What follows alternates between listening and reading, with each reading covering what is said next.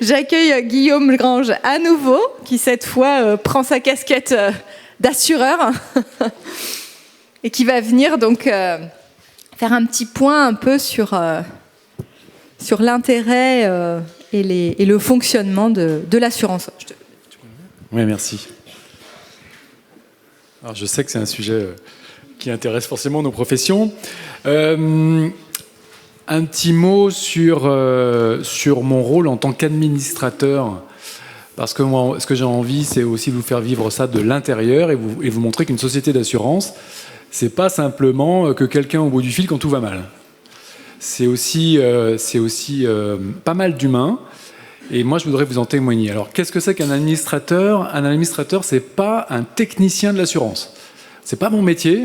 Moi, je suis pas un spécialiste de l'assurance. Je suis un architecte qui fait partie d'un conseil d'administration qui est composé de 12 professionnels en activité qui siègent au conseil d'administration. S'ajoute à ces 12 professionnels architectes en activité un architecte ingénieur, administrateur. S'ajoute un administrateur indépendant qui rentre dans le conseil d'administration de façon à avoir un œil un peu plus contrôle, audit, gestion, ce que ne sont pas tous les architectes et les architectes d'intérieur. Et puis, il y a aussi 2 administrateurs salariés de la structure. Pourquoi je vous parle de ça ? Parce que c'est une spécificité, c'est une particularité de la mutuelle des architectes françaises. Et donc, tout est dans le titre, c'est une mutuelle. Il n'y a pas d'actionnaire.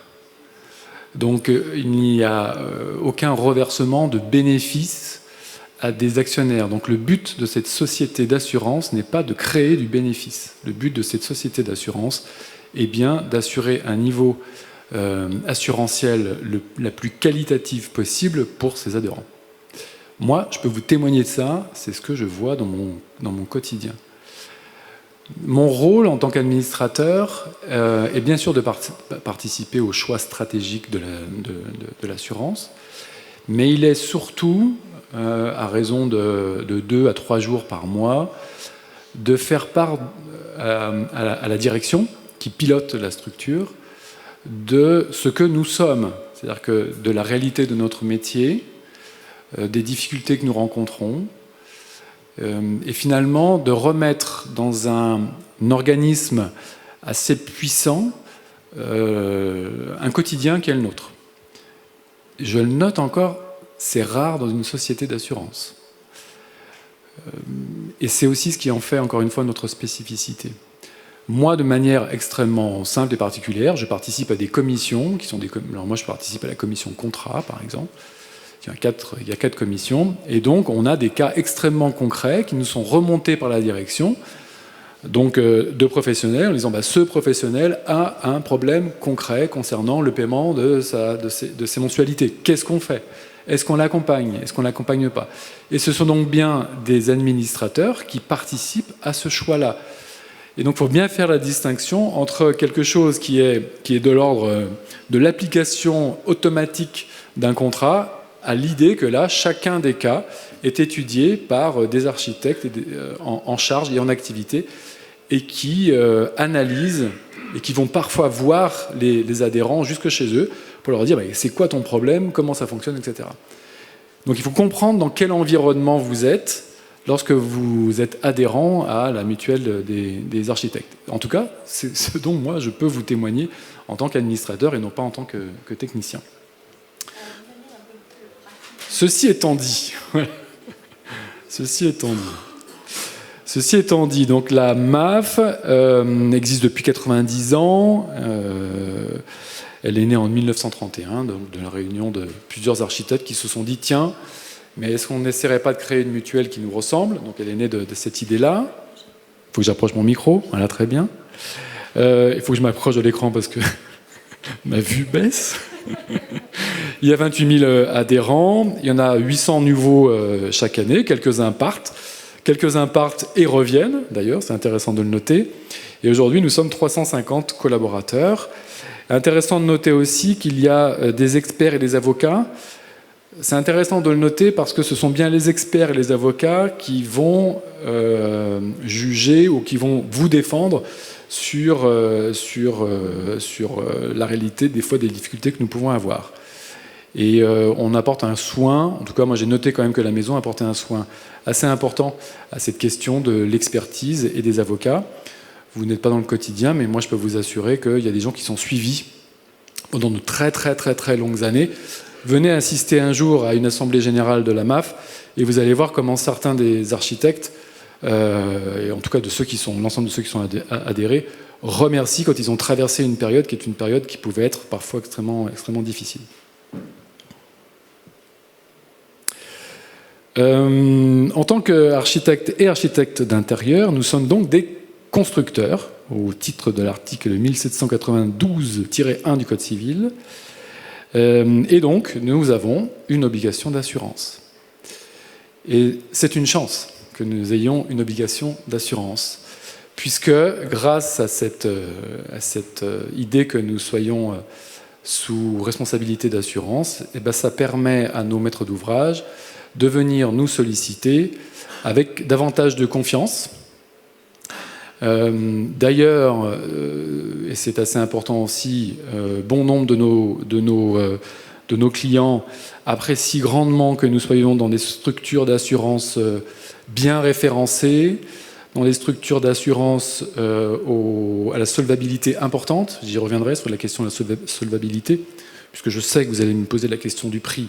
Je vais vous parler de la solvabilité d'une société d'assurance.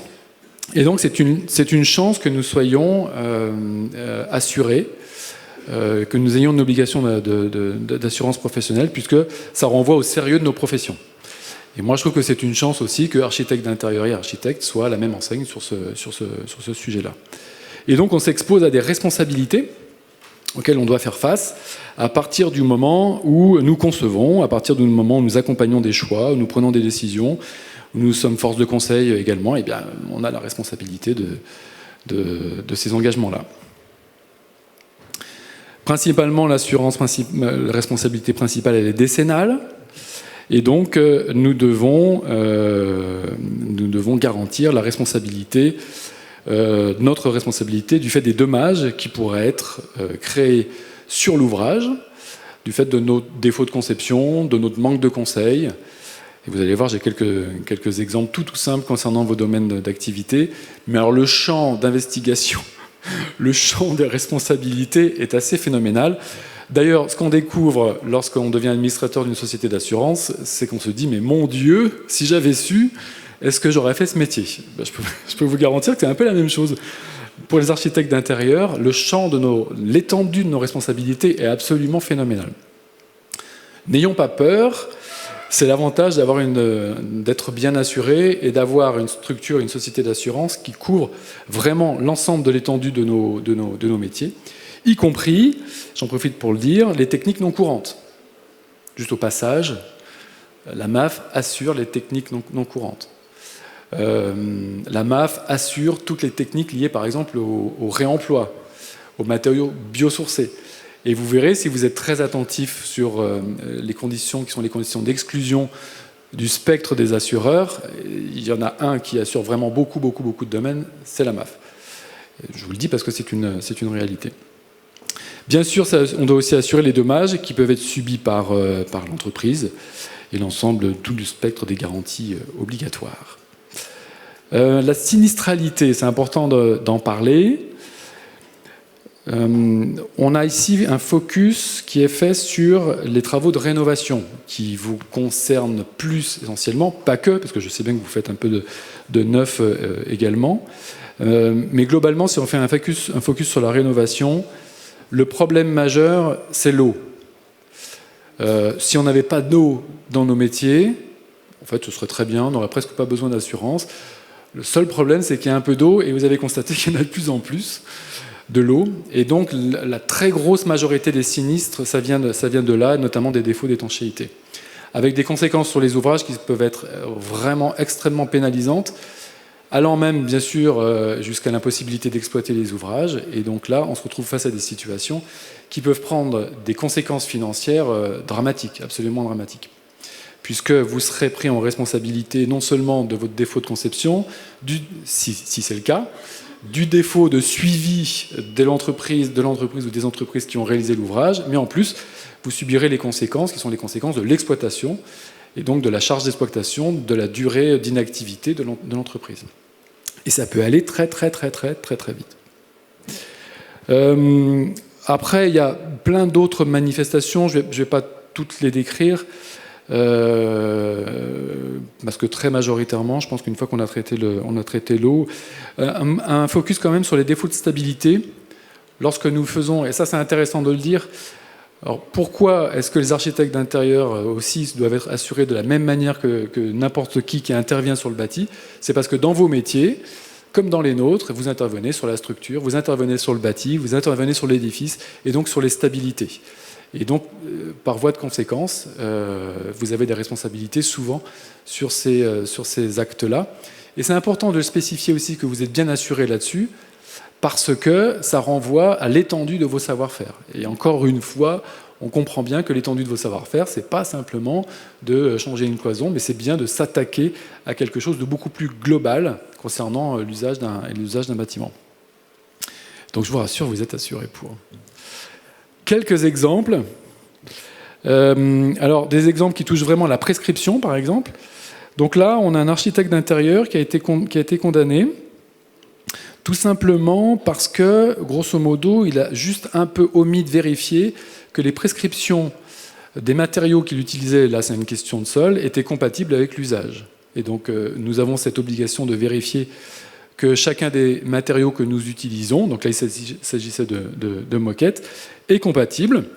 Eh bien, visiblement, ces visas n'ont pas été faits, ou alors la fiche technique n'a été lue ou mal lue. Eh bien, le juge a désigné que l'architecte d'intérieur était le seul responsable, même pas l'entreprise qui a posé.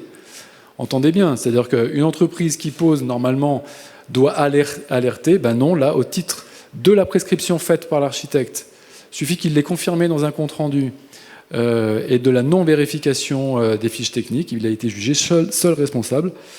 Et évidemment, il a pu compter sur une couverture de son assureur. Autre sujet, déjà, cette fois-ci, moi je trouve vraiment plus engageant. Il s'agit cette fois de retravailler un espace pharmaceutique dans un bâti ancien. Et l'architecte décide, avec le maître d'ouvrage bien sûr, de déplacer des cloisons pour reconfigurer complètement son officine. Bon, jusque-là extrêmement classique, sauf que lorsqu'on travaille sur le bâti ancien, lui a évolué, et dans le temps, et en fonction de la composition des cloisons, eh ben, il peut s'avérer que les cloisons deviennent porteuses. Et ce qui a été le cas dans cet exemple-là, quelque chose qui n'a pas été appréhendé et qui n'est pas si facile que ça à appréhender en réalité. J'en parle comme si c'était évident. De mon point de vue, c'est pas si évident que ça. Néanmoins, le fait d'avoir enlevé les cloisons a affaibli la structure vieillissante qui, elle, a eu quelques défauts de sinistralité, a présenté des fissures, et c'est l'architecte qui a été pris en responsabilité.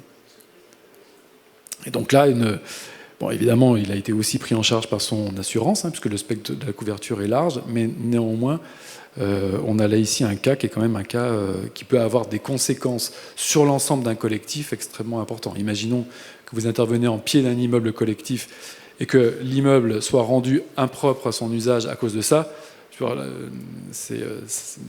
Vos plafonds d'assurance seraient un peu dépassés.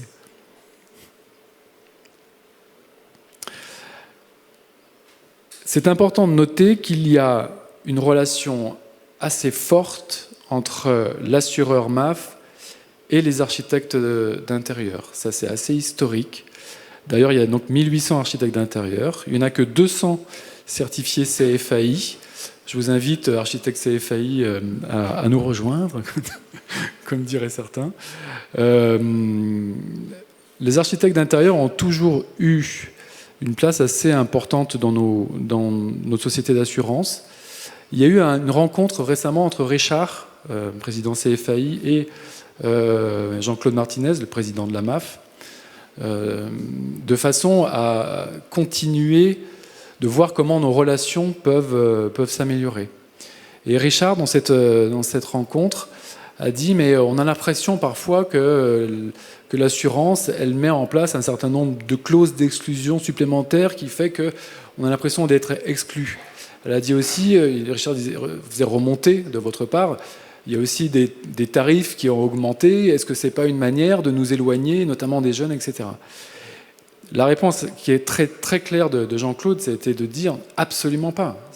Il n'y a aucune idée sous-entendue de la mutuelle des architectes pour dire que les architectes d'intérieur seraient des gens à part. Au contraire, c'est-à-dire qu'il y a même une volonté extrêmement forte.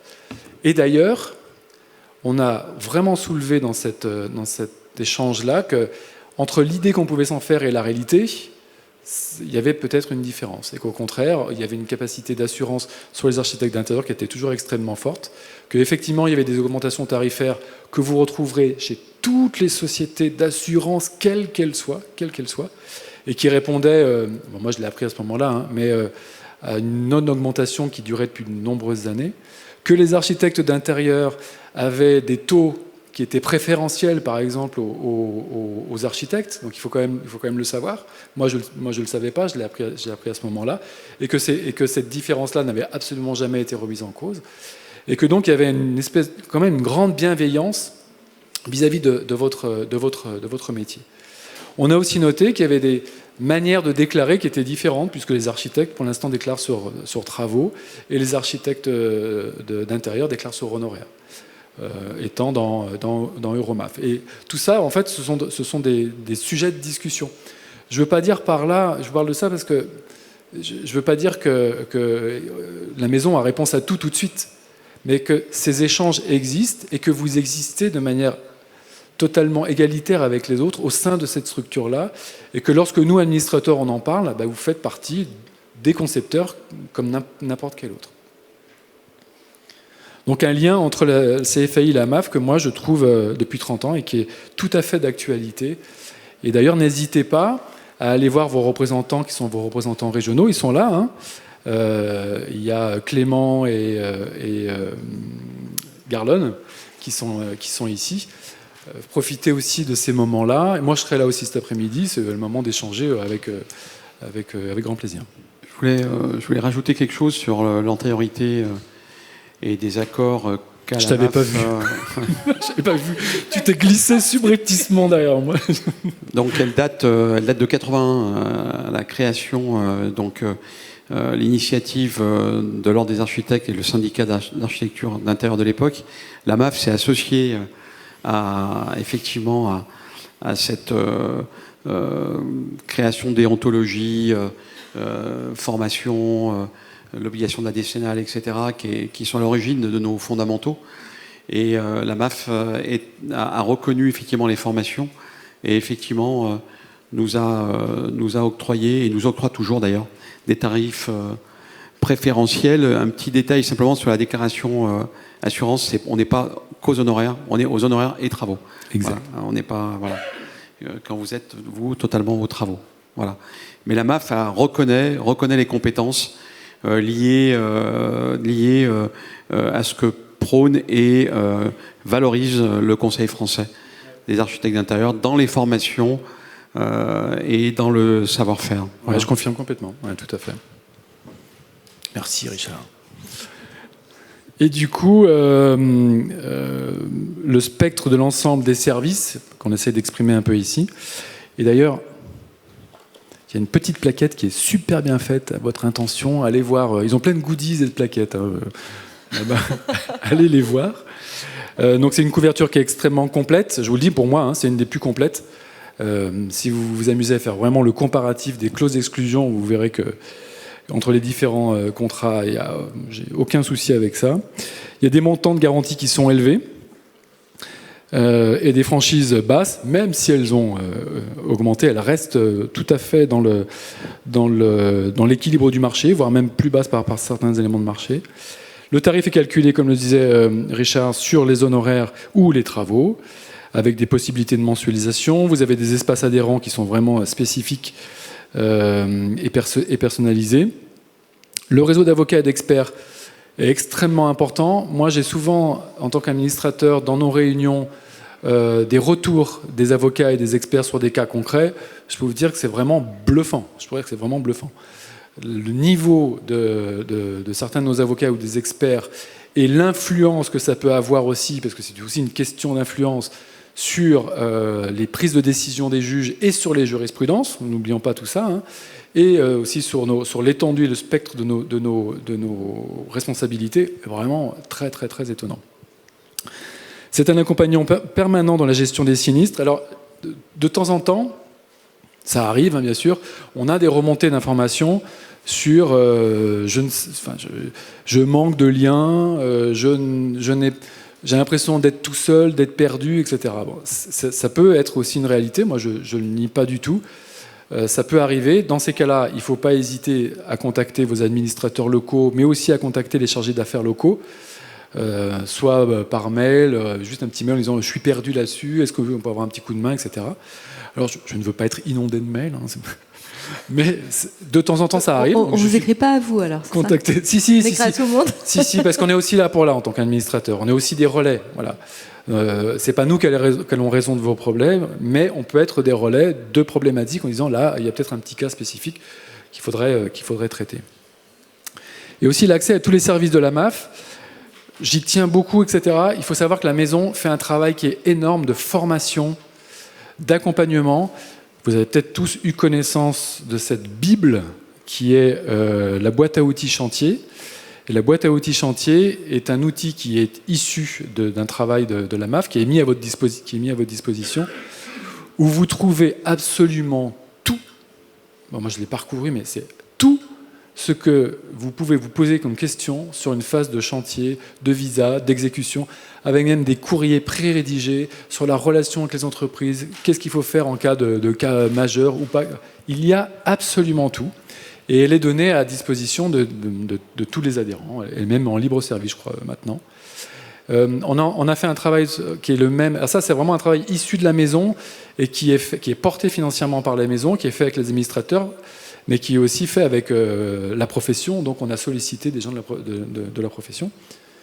Et vous avez la même chose pour les permis, les autorisations administratives, et vous aurez bientôt la même chose pour l'urbanisme. Voilà, donc tous ces secteurs-là sont couverts, ça fait partie des services. Et bien sûr aussi, vous avez un truc qui est absolument génial, il faut y aller, il faut vraiment y aller, qui sont les rencontres de la MAF, avec des formations qui sont proposées sur des thématiques diverses et variées, sur une journée complète. Allez-y, parce que vraiment, le niveau qui est donné est hyper intéressant, on apprend plein de choses et on rencontre beaucoup de monde. L'accompagnement de la MAF en cas de sinistre, j'en ai parlé. Vous dire simplement que lorsque vous avez une présomption de sinistre, ne vous cachez pas derrière l'idée que ça ne va pas arriver. N'ayez pas en vous la peur de déclarer un sinistre en disant j'ai mal fait mon boulot, machin, etc. C'est pas du tout la bonne solution. Déclarez, appelez tout de suite. Dès que vous avez une présomption, dites attention. Parce que plus la maison le sait tôt, plus la réaction va être efficace. Et des fois, on est obligé de prendre des mesures qui sont des mesures avant même que le sinistre soit vraiment déclaré. Donc n'hésitez pas, votre société d'assurance, elle n'est pas là pour vous taper sur les doigts, elle est là pour vous défendre et pour vous accompagner. Et j'en terminerai là-dessus. Merci. Merci beaucoup, Guillaume.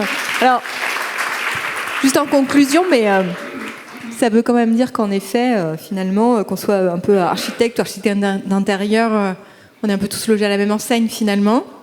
Et ce que vous dites à travers le niveau de sinistralité identique, un certain nombre de... Enfin voilà, ouais. Tout le monde est assuré au même titre. Ouais, exactement, au même titre, avec les mêmes garanties, la même étendue. Il n'y a pas de différence qui est faite. Et donc ça me paraît important. Et je dis une chose, il n'y a pas plus de sinistralité chez les uns que chez les autres. Ça aussi, c'est important de le dire.